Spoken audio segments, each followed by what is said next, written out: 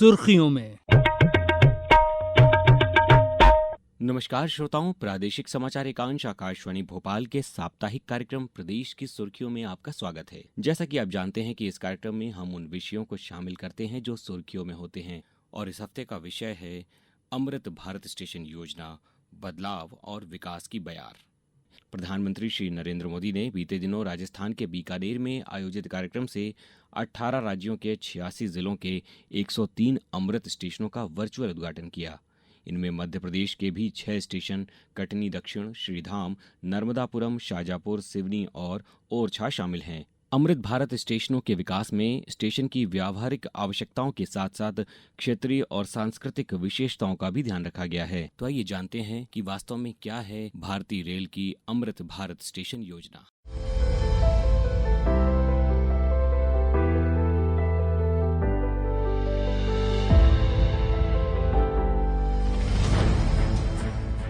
भारतीय रेल प्रधानमंत्री नरेंद्र मोदी जी के निर्णायक नेतृत्व में निरंतर प्रगति कर रही है और बन रही है साक्षी नित नई उपलब्धियों की, विकास की नई ऊंचाइयों की। दक्षिण में शानदार पाम्बन ब्रिज से लेकर उत्तर में दुनिया के सबसे ऊंचे rail arch bridge Chenab bridge तक, पश्चिम में बुलेट ट्रेन प्रोजेक्ट से लेकर पूर्वोत्तर में रेल के कई इंफ्रा प्रोजेक्ट्स तक, डेडिकेटेड फ्रेट कॉरिडोर से लेकर वंदे भारत ट्रेन, अमृत भारत और नमो भारत रैपिड रेल जैसी आधुनिक ट्रेनों तक रेलवे की बीते 10-11 वर्षों की अभूतपूर्व प्रगति एक भारत श्रेष्ठ भारत के विजन का भी प्रतिबिंब है। आधुनिक रेलवे की इसी श्रृंखला का एक मुख्य हिस्सा है हमारे रेलवे स्टेशन। 2 साल पहले प्रधानमंत्री नरेंद्र मोदी जी ने विश्व के सबसे बड़े स्टेशन पुनर्विकास कार्यक्रम की शुरुआत की, अमृत भारत स्टेशन योजना। लक्ष्य था देश के 1300 से अधिक स्टेशनों की दशा सुधारना, अव्यवस्थाओं को सुविधाओं से बदलना और उन्हें वर्ल्ड क्लास स्टेशन के रूप में विकसित करना।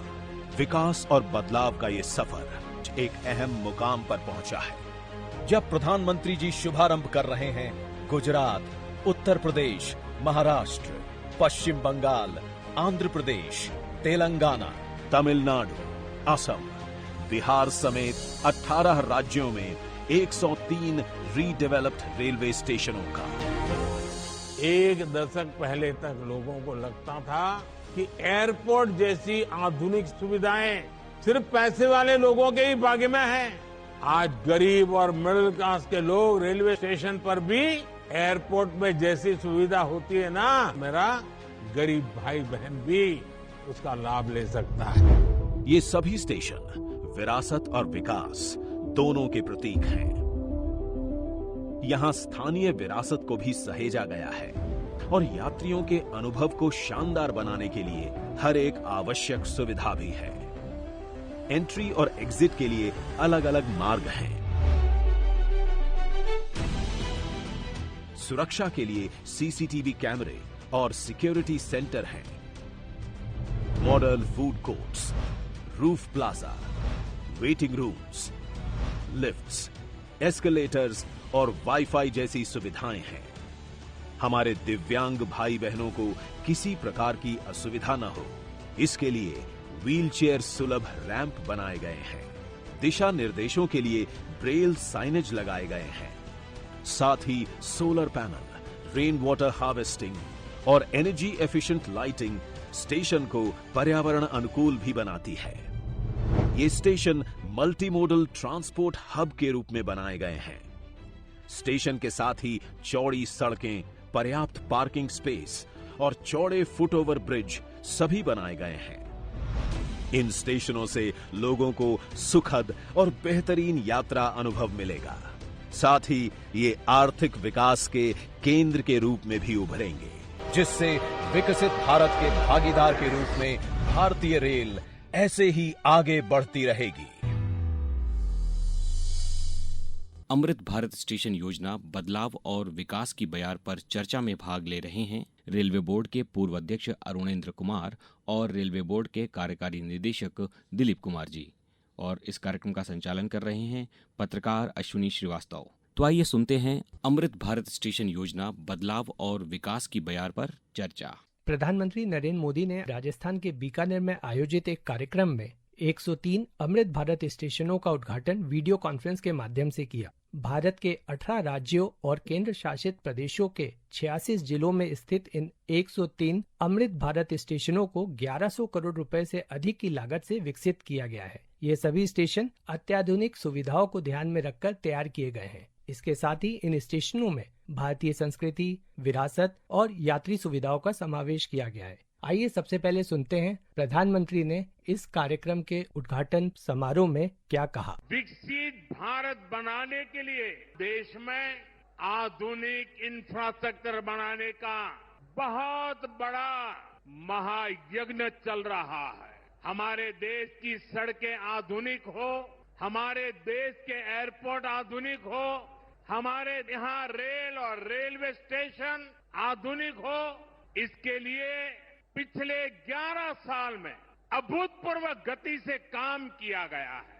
आप कल्पना कर सकते हैं, इंफ्रास्ट्रक्चर के इन कामों पर देश पहले जितना पैसा खर्च करता था, आज उससे 6 गुना ज्यादा पैसा खर्च कर रहा है। 6 गुना ज्यादा। आज भारत में हो रहे इन विकास कार्यों को देखकर दुनिया भी हैरान है। आप उत्तर में जाएंगे तो चिनाब ब्रिज जैसा निर्माण देखकर लोग हैरान है। पूर्व की तरफ जाएंगे तो अरुणाचल की सेला टनल, असम का बोगीबिल ब्रिज आपका स्वागत करते हैं। पश्चिम भारत में आएंगे तो मुंबई में समंदर पर बना अटल सेतु नजर आएगा। सुदूर दक्षिण में देखेंगे तो पंबन ब्रिज मिलेगा, जो अपनी तरह का देश का पहला ब्रिज है। साथियों, आज भारत अपनी ट्रेनों के नेटवर्क को भी आधुनिक कर रहा है। ये वंदे भारत ट्रेनें, अमृत भारत ट्रेनें, नमो भारत ट्रेनें, ये देश की नई गति और नई प्रगति को दर्शाती है। अरुणेंद्र जी, प्रधानमंत्री ने एक बहुत महत्वपूर्ण बात की। उन्होंने विकास, विकसित भारत और विरासत की बात कही। आपसे जानना चाहेंगे, आपका एक लंबा अनुभव रहा है रेलवे बोर्ड में, आपने बहुत लंबा सेवा काल वहाँ पे दिया है। कैसे देखते हैं आप इस योजना को, और ये कैसे एक विकसित भारत की जो संरचना है उसको ये सरोकार करेगी? इंफ्रास्ट्रक्चर में तो बहुत जबरदस्त उछाल है, लेकिन 2 चीज बहुत साफ दिखती हैं। पहली चीज तो ये कि किसी भी योजना के लिए धन की कमी का हमने कभी अब एहसास होता दिखता नहीं है। जो पहले हमेशा हर इंटरव्यू में बात आती कि साहब पैसा कहाँ से आएगा, आजकल ऐसा बिल्कुल नहीं होता, और ये बहुत बड़ी उपलब्धि है सरकार की। दूसरी चीज ये है कि 1-2 स्टेशनों की, 1-2 ट्रेनों की बात नहीं होती है, अब लंबी योजनाओं की बात होती है कि 100 ट्रेनें, 150 ट्रेनें, 120 ट्रेनें इस तरह से चलाई जाएं, तो विकास भी हो और चौमुखी विकास हो चारों तरफ। जैसे आपने अभी प्रधानमंत्री को सुना, उन्होंने भारत के चारों कोनों के जो मुख्य मुख्य चीजें हैं जिससे भारत को याद किया जाएगा वो बता दिया है।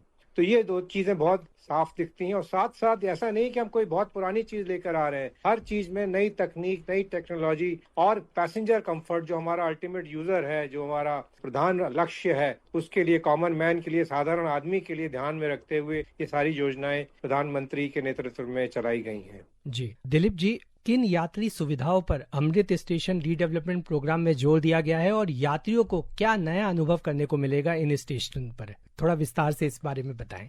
अमृत भारत स्टेशन योजना के तहत यह योजना 2023 में प्रारंभ की गई थी और पूरे देश में 1300 से अधिक स्टेशन चिन्हित किए गए हैं इस योजना के तहत विकास के लिए। और उन्हीं स्टेशनों में से 103 स्टेशनों का उद्घाटन प्रधानमंत्री श्री नरेंद्र मोदी जी ने किया है। जो स्टेशन हमने तैयार किए हैं वो सभी सिटी सेंटर के रूप में तैयार किए हैं। हम सभी जानते हैं कि रेलवे स्टेशन महज रेलगाड़ियों के ठहराव की जगह नहीं होती है, बल्कि वह एक ऐसा स्थान है जिसके आसपास पूरे शहर का विकास होता है। पूरे शहर की सामाजिक, आर्थिक और सांस्कृतिक पहचान जो है वह रेलवे स्टेशन से बनती है। तो निश्चित रूप से रेलवे स्टेशन अपने आप में इस ढंग से विकसित हों कि वह पूरे शहर की कहानी कहें, इस पर फोकस किया गया है। और यही वह रीजन है कि अभी जो स्टेशन बनकर के तैयार हुए हैं वहां पर हम लोगों ने पैसेंजर एमिनिटीज पर तो बहुत जोर दिया ही है, साथ ही उस शहर की सांस्कृतिक, ऐतिहासिक और धार्मिक विरासत के अनुकूल फसाड के निर्माण और स्टेशन बिल्डिंग की जो वास्तुकला है उस पर भी हम लोगों ने जोर दिया है। जिन स्टेशनों का डेवलपमेंट काम पूरा हुआ है उसमें पार्किंग जो है उसको काफी बढ़ाया गया है, पार्किंग स्पेस अधिक किया गया है। साथ ही सर्कुलेटिंग एरिया, एंट्री और एग्जिट की अलग अलग व्यवस्था, प्लेटफॉर्म एरिया का विस्तार, बुकिंग और टिकटिंग एरिया का विस्तार। इसके अलावा हम लोगों ने स्वच्छता के नए मापदंड के हिसाब से वहां पर फैसिलिटीज बनाई है। जो दिव्यांग श्रेणी के लोग हैं उनकी सुविधा के लिए एस्केलेटर और लिफ्ट की व्यवस्था सभी स्टेशनों पर की गई है। हरित क्षेत्र बनाया गया है हर स्टेशन में। तो ये सब कुछ ऐसे फीचर्स हैं स्टेशनों के जो कि विश्व स्तरीय जो स्टेशन की बात होती है उनमें होने चाहिए और वही हैं। और इन सब के विकास का सबसे बड़ा फायदा जो है वह यात्रियों को तो होगा ही, इससे शहर की पहचान को पूरी तरह से बदलने में या कहीं कि एक नए सिरे से शहर को परिभाषित करने में भी हम सबको मदद मिलेगी। जी, आपने बहुत सारी रोचक बातें बताई जो कि यात्री सुविधाओं को और इजाफा करने में मदद करेगी। अब हम बात करते हैं दिलीप जी से। दिलीप जी, आपने योजना के बहुत ही महत्वपूर्ण पहलुओं के बारे में जानकारी दी। आपने बताया कि कैसे इन स्टेशंस को दिव्यांगजनों के लिए और सुगम बनाया जा रहा है। इस योजना के अंतर्गत एक और बात है जो कि है वन स्टेशन वन प्रोडक्ट की। आप उस बारे में जानकारी दे। एक स्टेशन एक उत्पाद, उसको कैसे प्रमोट करेंगे इन स्टेशंस के माध्यम से, और उससे रेलवे और यात्रियों को, जो तमाम लोग हैं जो रेलवे की इंफ्रास्ट्रक्चर को यूज करते हैं, उन्हें इसमें कैसे फायदा मिलेगा?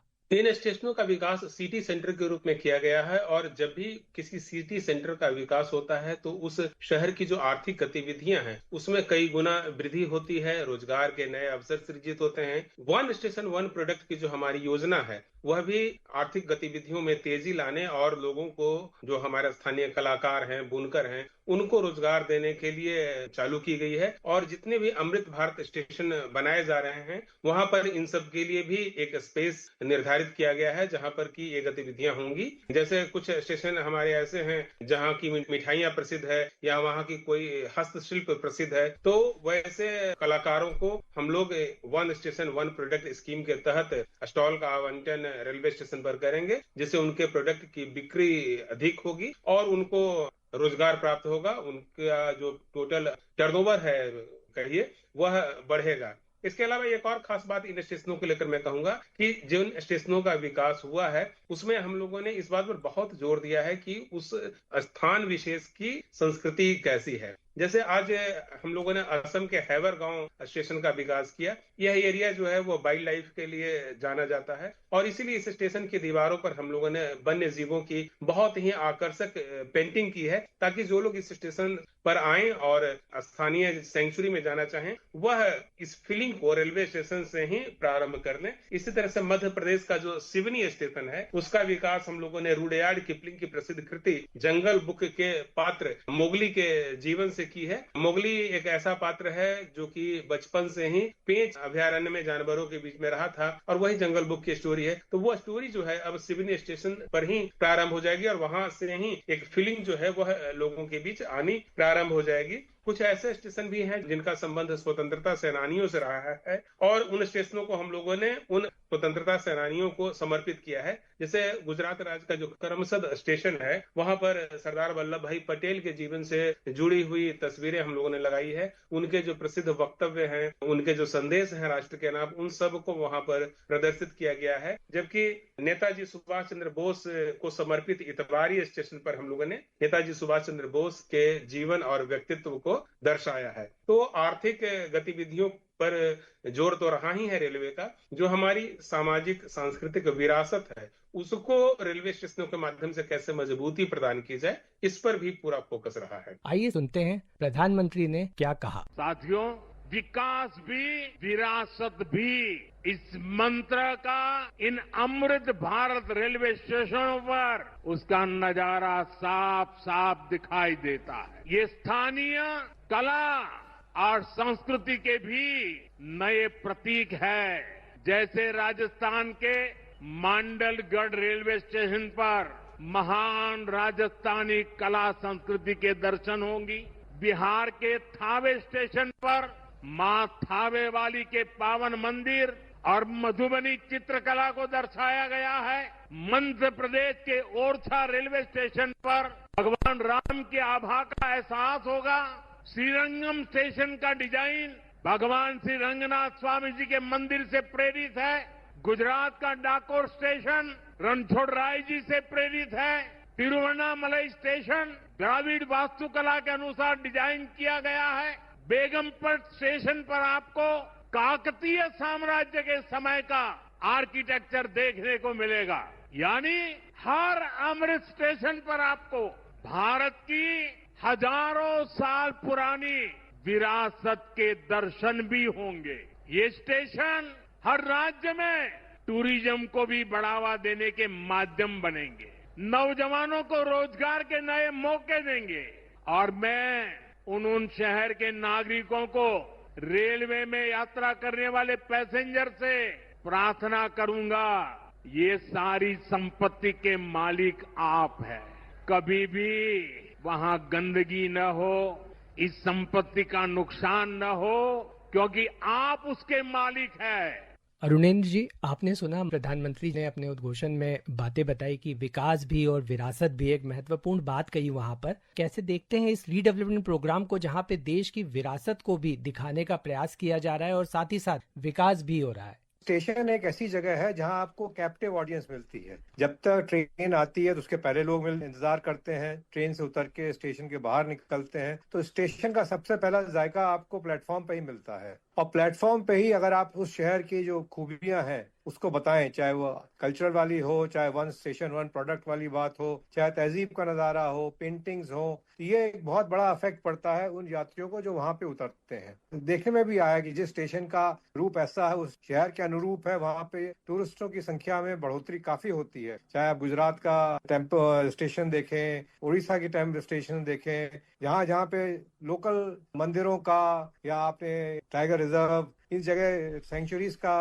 अगर कोई रूप दिखता है स्टेशनों पे, तुरंत जो यात्री उतरते भी नहीं है वो भी अपने दिमाग में, दिल में छवि बना के जाते हैं कि अगली बार आऊंगा तो यहाँ पे अवश्य उतर के देखने का प्रयास करूंगा। तो ये एक बहुत बड़ा उपलब्धि है स्टेशन के माध्यम से लोगों को वहां बुलाने की, वहां आकर्षण करने की। जैसे बात करी सफाई रखने की, ये बहुत ही एक बड़ी जबरदस्त मुहिम प्रधानमंत्री के नेतृत्व में हमेशा से बनी हुई है कि स्टेशन को सफा रखें और सफाई में योगदान दें। गंदगी पैदा ना करें तो सफाई अपने आप रहेगी। इसी दिशा में भारतीय रेल के सभी स्टेशन और सभी नागरिक और सभी कर्मचारी लगे हुए हैं और आगे बढ़ने की प्रयास में है। दिलीप जी, आपने अपने शुरुआती जो आपने बात कही थी उसमें आपने बताया कि कैसे इन स्टेशंस को दिव्यांगजन के लिए फ्रेंडली बनाया जा रहा है। क्या सुविधाएं मिलेंगी ऐसे लोगों को जो कम गतिशीलता वाले हैं और दिव्यांगजन है, वो और क्या नया अनुभव करेंगे इन स्टेशंस पे? सभी स्टेशनों पर हम लोगों ने रैंप बनाया है। इसके अलावा सभी स्टेशनों पर लिफ्ट की व्यवस्था की गई है। साथ ही इधर जो भी नए ट्रेन डेवलप किए जा रहे हैं उसमें हम लोग दिव्यांगों के लिए विशेष व्यवस्था कर रहे हैं। एक कोच में उनके चढ़ने की और उतरने की अच्छी व्यवस्था की गई है। ये जो नई ट्रेनें हम लोगों ने बनाई है, जैसे वंदे भारत हो गया, नमो भारत है और अमृत भारत एक्सप्रेस है, इन सब को दिव्यांग फ्रेंडली बनाने के लिए हम लोगों ने टेक्नोलॉजिकल एडवांसमेंट किए हैं रेक में, ताकि उनको सभी प्रकार की सुविधाएं प्राप्त हो। इसके अलावा जितने भी अमृत भारत स्टेशन बनाए गए हैं, उन सभी अमृत भारत स्टेशनों पर दिव्यांगों के लिए फ्रेंडली टॉयलेट भी बनाए गए हैं। साथ ही जो हमारा वेटिंग हॉल और लॉन्च है, वहां पर भी दिव्यांग यात्रियों की सहायता के लिए पर्याप्त व्यवस्था की गई है।